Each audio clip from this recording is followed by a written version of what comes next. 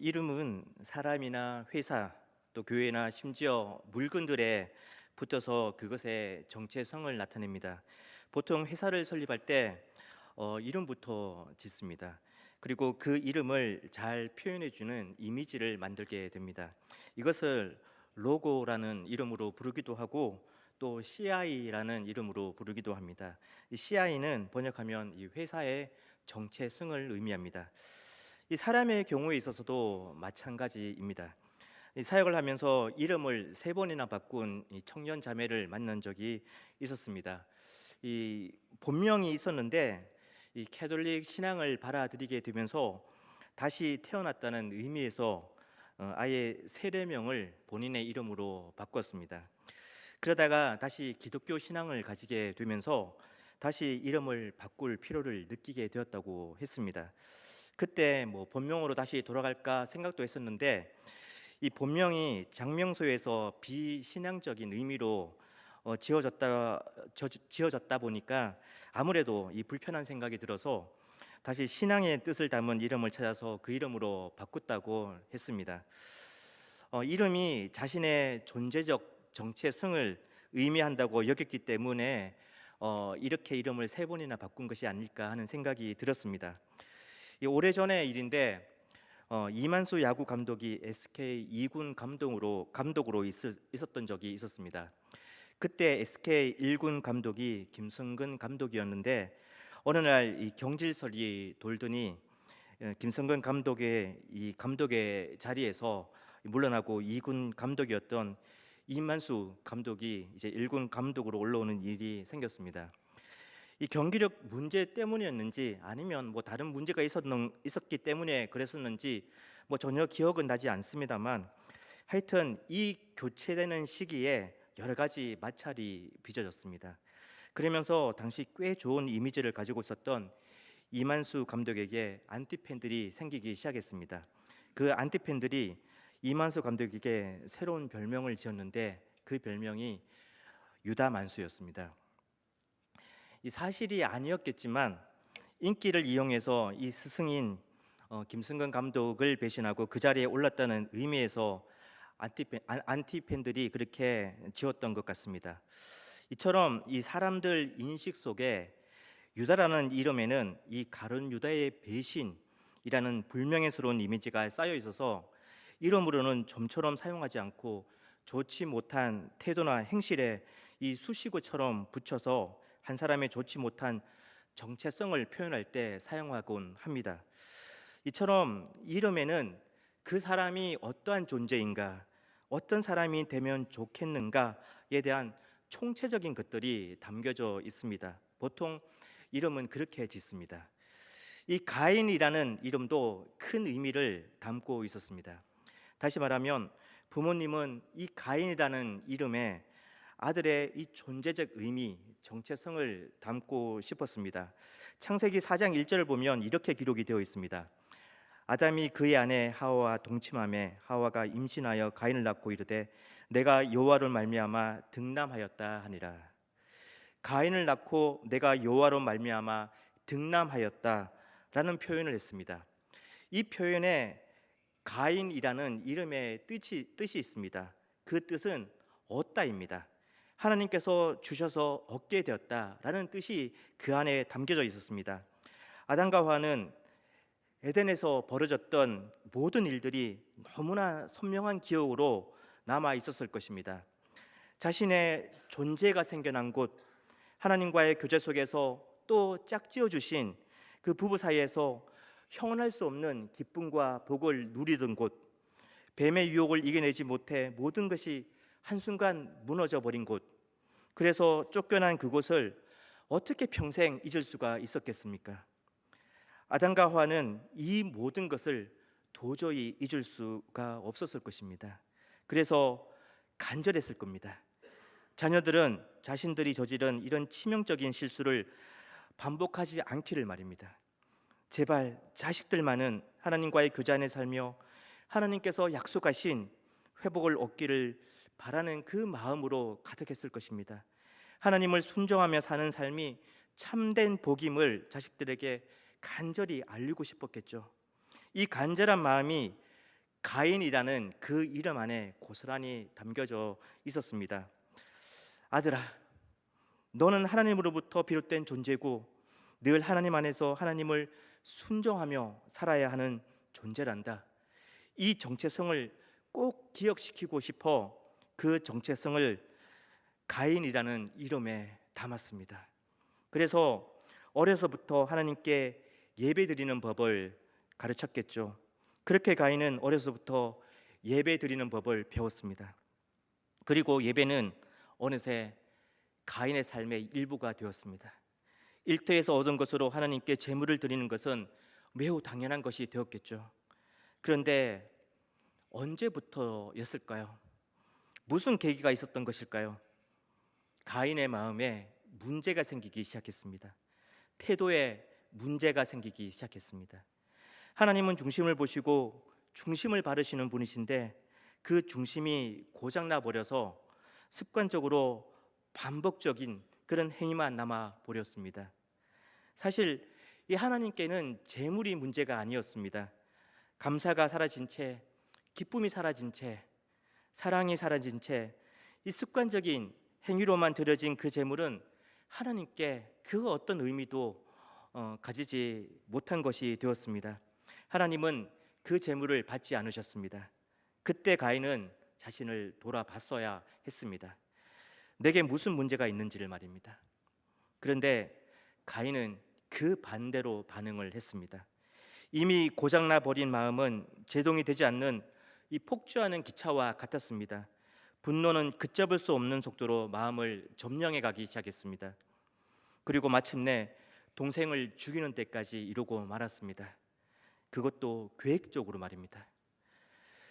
죄라는 것은 참 다양한 형태의 독소로 나타납니다. 기독교 사상가인 달라스 윌라드는 죄의 다양한 형태 중에 이 사람과의 관계성에 나타나는 독소가 있는데 바로 공격과 철회라는 방식으로 나타난다라고 했습니다. 정말 공감이 되는 말인 것 같습니다. 공격은 다른 말로는 비난, 폭력 등으로 표현할 수 있고 철회는 거리 유지, 무관심 등으로 표현할 수 있는 말입니다. 이 공격은 상대에게 유익이 되는 것을 적극적으로 막는 것입니다. 그러니까 상대에게 유익도 가지 못하도록 의도적이고 적극적으로 막는 것입니다. 그렇다면 이 상대를 해치거나 고통을 가해 직접적인 불이익이 미치도록 하는 것이 이 공격에 해당되겠지만 그보다 조금 간접적인 방식, 즉 상대를 유혹하고 죄를 제도화하는 사회 구조에 이 가담하거나 추종하는 것 역시 공격이 됩니다. 철회란 상대의 행복과 유익을 나와 무관한 일로 대하는 자세를 말합니다. 내 알 바 아니다 라는 자세입니다. 그런데 이런 무관한 자세는 그냥 개인주의적인 것으로 끝나는 태도가 아닙니다. 죄를 정의할 때 외견상 남에게 악을 끼치는 정도가 아니라 하나님께서 명령한 사랑을 베풀지 않는 것까지 죄에 포함이 됩니다. 그렇다면 우리는 상대와 거리를 두는 것과 무관심, 침묵으로도 얼마든지 상대를 공격할 수 있습니다. 그렇게 본다면 공격과 철회는 겉으로 드러나는 모양만 다를 뿐이지 결국 같은 본질입니다. 즉 상대에게 사랑을 베풀고 싶지 않은 마음은 기본적으로 같다는 것입니다. 이 공격과 철회, 이 두 가지가 인간관계에 나타나는 기본적인 죄의 형태 중 하나입니다.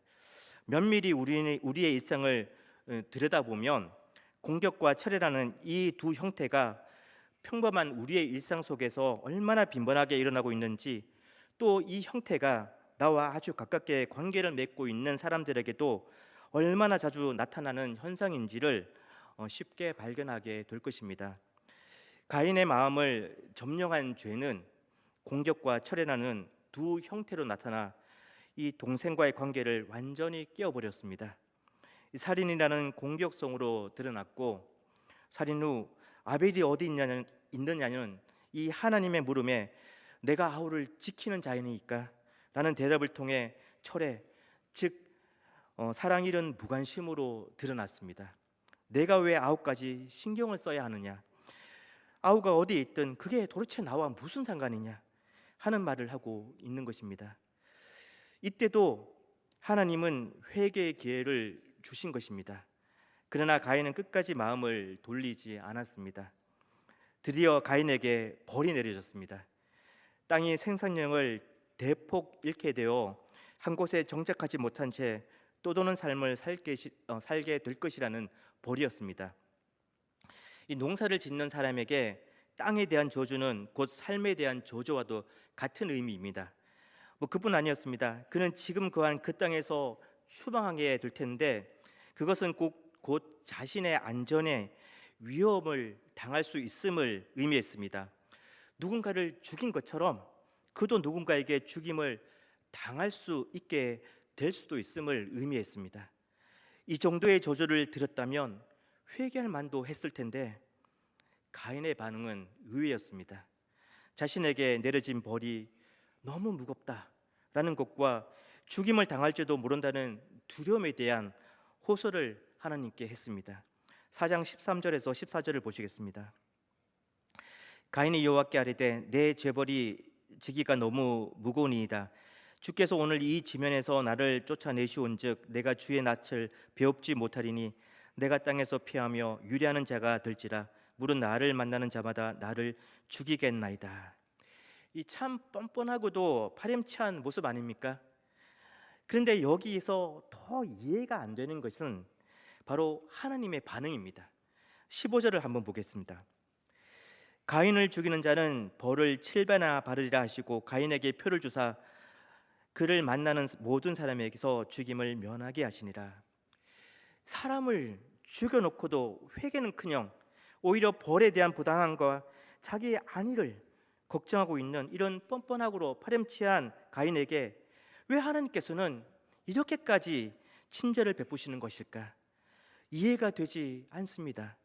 물론 복수는 복수를 낳는 법이니까 그런 복수의 살인을 애초에 막으시려는 의도였을 수도 있겠다 생각이 들기도 합니다만 그럼에도 이렇게까지 가인의 요구를 들어주실 필요가 있으셨을까?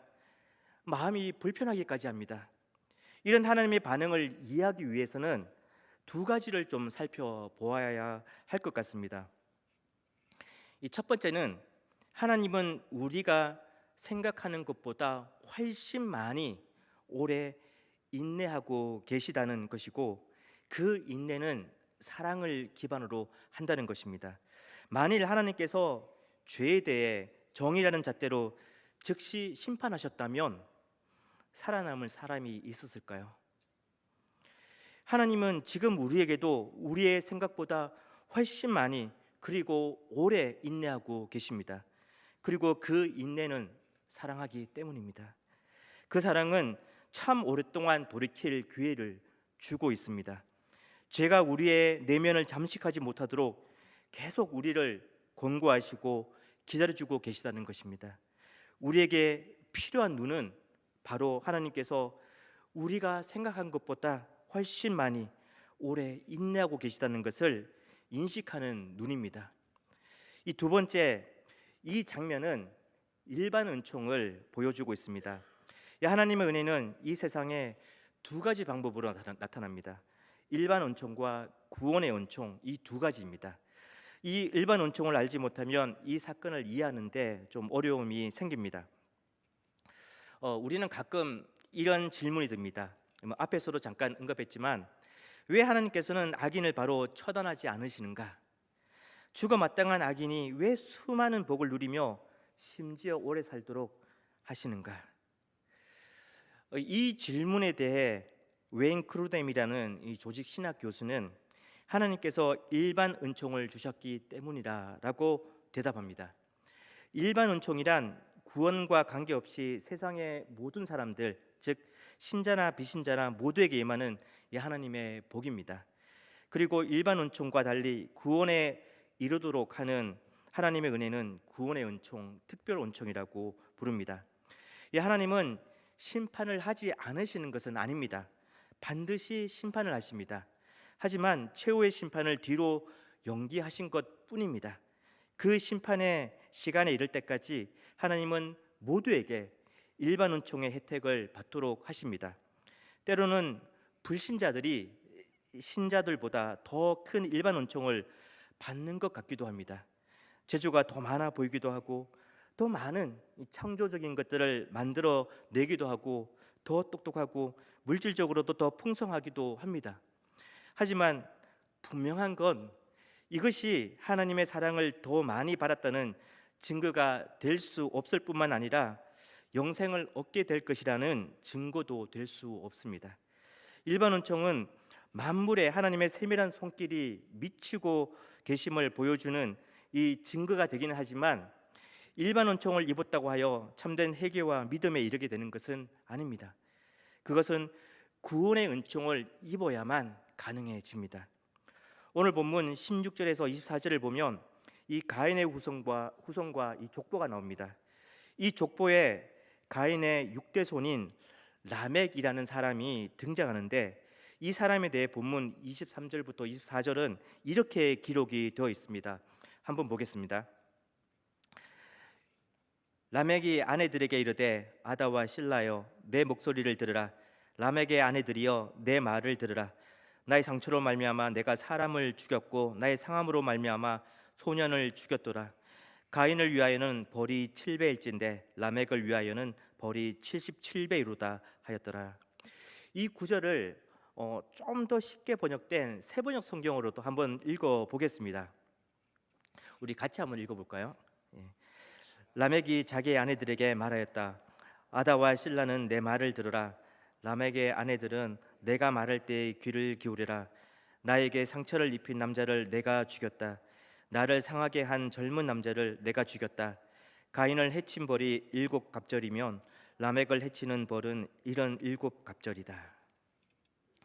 가인이 지은 죄는 대를 이어가면서 결코 더 약해지지 않았습니다. 후손인 라멕에 와서는 가인과 비교가 되지 않을 정도로 죄가 훨씬 더 강성해졌습니다. 일부 다처제가 여기서부터 등장하기 시작하는데 이것은 하나님의 창조 질서를 하나씩 더 깨트려 가고 있음을 의미합니다. 게다가 라멕은 자신에게 상처를 입힌 자를 끄리낌 없이 죽이고도 그것을 당연히 여겼습니다. 가인에게 해를 입힌 자가 7배의 벌을 받게 된다면 자신에게 해를 가하는 사람은 77배의 벌을 받아야 한다고 주장했습니다. 이것을 하나님께서 말씀하신 것이겠습니까? 아닙니다. 자기가 지어낸 얘기입니다. 자신의 행한 일을 명분화시키고 정당화시키기 위해서 하나님을 끌어들여 이용하고 있는 것입니다. 라멕은 잔인하고 폭력적이었을 뿐만 아니라 자신이 저지른 잔인함과 폭력을 매우 정당하게 여겨 시처럼 표현하기도 했습니다. 아나무인이라는 단어도 이 라멕을 설명하기에 충분치 않을 정도의 사람이었습니다. 그런데 놀라운 건 그런 악한 가인과 그의 후손들에 의해 문명이라는 것이 시작되고 발달되었더라 하는 것입니다. 가인은 에덴 동쪽 롯 땅에 정착하고 아들을 낳아 그의 이름을 딴 성을 쌓았습니다. 에녹성. 이때 에녹은 하나님과 동행한 그 에녹이 아닙니다. 셋의 계보에도 에녹 라멕이라는 이름이 등장하는데 하나님과 동행한 이 에녹은 바로 이 셋의 계보의 에녹입니다. 가인이 성을 쌓은 것에서 최초의 도시 문화가 시작이 되었습니다. 그리고 악한 라멕의 아들 야발은 가축을 치는 자의 조상이 되었습니다. 즉 축산업, 생산업의 선구자가 되었다는 말입니다. 라멕의 둘째 아들 유발은 수금과 퉁소를 잡는 모든 자의 조상이 되었습니다. 음악, 즉 예술 문화의 이 선구자가 되었다라는 말입니다. 그리고 셋째 아들 두발가인은 구리와 쇠로 여러 가지 기구를 만들었습니다. 무기, 농기구를 만드는 대장장이의 선구자가 된 것입니다. 가인의 후손은 한 도시를 건설하고 그 도시를 편리로 꾸며줄 온갖 도구와 또 풍요로움으로 채워줄 생산적인 것, 또 즐길 수 있는 문화를 창조해냈습니다. 경제와 문화, 기술을 눈부시게 발전시켰습니다. 이것은 하나님께서 베푸신 일반 은총 때문에 가능한 것이었습니다. 하나님께서 인간에게 부여하신 지적, 감정적, 의지적 능력이 새로운 것들을 만들고 발전시키는 원동력이 된 것입니다. 하지만 중요한 것은 그런 발전이 그들에게 편리를 주고 풍요로움을 주고 즐거움을 줄 수는 있었겠지만 그럼에도 영원한 생명을 보장해 주지는 못한다는 것입니다. 하나님의 은총으로 눈부신 업적을 이루는 동안 그것이 자신의 힘으로 될 수 없는 것임을 깨닫고 한 번이라도 보이지 않는 강력한 배후의 손길을 헤아려 보았다면 하나님의 일반 은총은 하나님을 만나는 강력한 도구가 되었을 것입니다. 하지만 이룬 업적이 자신의 능력과 지혜를 찬사하는 것이 된다면 그 업적은 오히려 하나님과 멀어지게 하는 수단이 될 뿐입니다. 하나님은 가인에게 벌을 내리셨지만 그럼에도 일반 은총을 통해 가인과 그의 후손들에게 계속 하나님 당신을 알리기를 시도하셨을 것이 분명합니다. 그분 안으로 돌이키기를 기다리시고 또 기다리시며 말입니다. 왜 하나님은 굳이 악한 가인과 이 후손들의 기록을 성경에 포함시켜 놓았을까요? 그것은 바로 25절부터 26절에 등장하는 이 셋의 후손들과의 대조를 위해서입니다. 어두운 가인의 길과 새로운 빛과 희망을 알리는 셋의 길을 대조하기 위해서 말입니다. 25절에서 26절에 나오는 이 셋과 이 후손 이야기는 짧고 이 괄목할 만한 업적에 대한 이야기는 전혀 등장하지 않습니다. 25절부터 26절을 한번 읽어보겠습니다.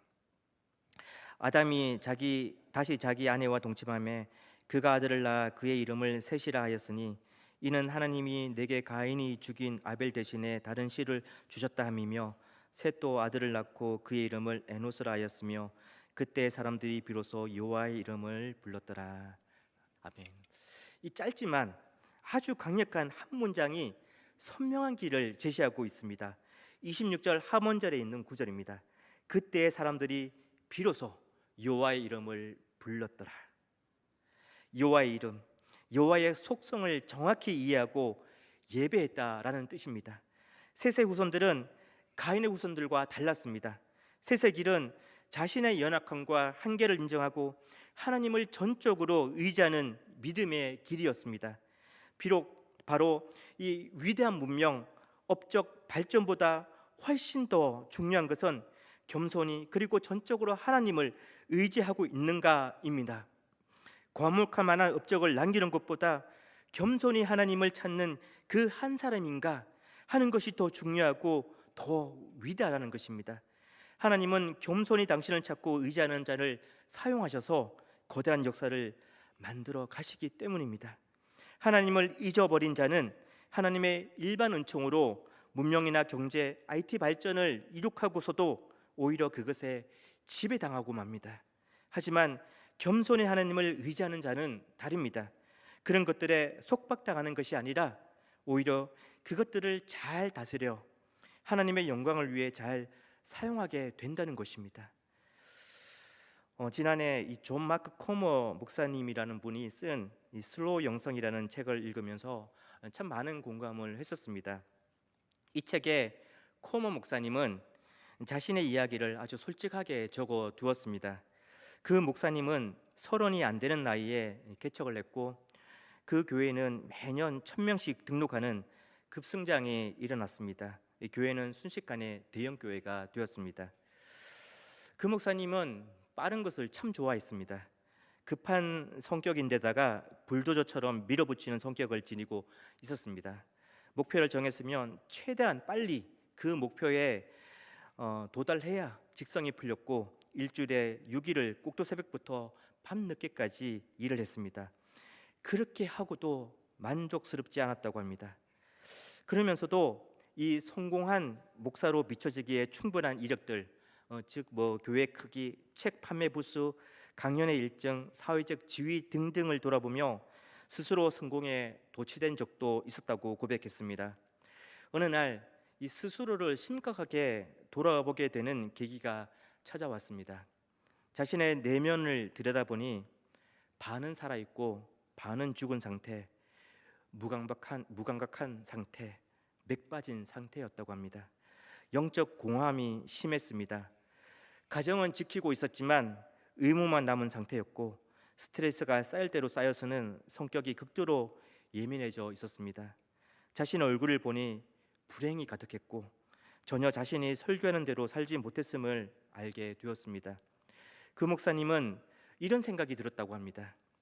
왜 나는 내가 원하지도 않은 사람이 되기 위해 이토록 바삐 달려가고 있는가? 목사로서 성공하고도 예수님의 제자로서는 실패할 수도 있겠구나. 교회를 얻고도 자기 영혼을 잃을 수도 있겠구나.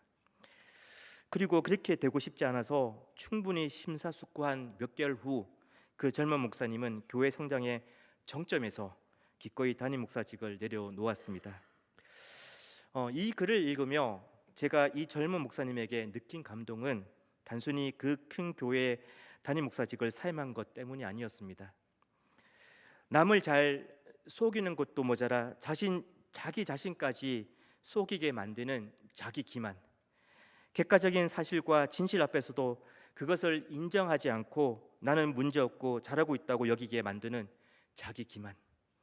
이 자기 기만이라는 죄의 속성이 점점 더 강력한 유혹으로 다가오는 세대에서, 특히 눈에 보이는 성공과 지지해주는 많은 찬사 앞에서는 더더욱 자기 기만의 유혹을 뿌리치기가 정말 어려운 일이었을 텐데, 그때 말씀 앞에서 교명히 현실을 마주하며 자신을 돌아보는 용기, 그리고 자신이 걷고 있는 그 길이 잘못된 것임을 깨닫게 되자 단호히 자신이 쌓은 모든 것들을 기꺼이 내려놓고 바른 길 위로 노선을 수정한 그 용기, 그것에 감동이 되었습니다. 그 목사님은 세세길의 가치를 늘 지니고 있지 않으면 하나님께서 주신 달란트로 수많은 업적을 이루고서도 자신은 그 업적에 오히려 속박당할 수 있음을 깨달았던 것입니다. 이 과목할 만한 업적을 이루는 것과 비교할 수 없이 더 중요한 것은 겸손히 하나님을 찾고 따르는 그 한 사람이 나인가 하는 것입니다. 사랑하는 성도님들, 우리는 이 하나님의 은혜, 구원의 은총으로 이 가인의 길에서 셋의 길로 옮겨진 자들입니다. 셋의 길에 서 있는 자들의 가치는 세상적 성공, 업적이 아닙니다. 가인의 길에서 업적과 발전을 이룬 자들을 부러움의 눈으로 바라보는 것 또한 셋의 길에 서 있는 자들의 삶이 되어서도 안 됩니다. 셋의 길의 가치는 하나님께서 찾으시는 그 한 사람이 나인가, 내가 하나님이 찾으시는 그 한 사람이 되기를 열망하고 있는가에 있습니다. 그리고 하나님께서 얼마나 나를 인내함으로 기다리고 계신지를 아는 것이고, 겸손히 그 주님께 무릎을 꿇는 데 있습니다. 그럴 때 우리는 하나님의 은총의 산물로 우리에게 주어진 그 모든 것들에 속박당하지 않고 오히려 잘 다스리고 주님을 위해 귀하게 사용할 수 있게 되는 것입니다. 이 사랑하는 성도님들, 바라건대 하나님께서 은혜로 세워주신 이 셋의 길 위에 서서 주님께서 만물을 통해 우리에게 전해주시는 은총을 깊이 누리시고 감사와 은혜에 합당한 모습으로 늘 주님께 화답하는 그런 매일이 되시기를 축복합니다.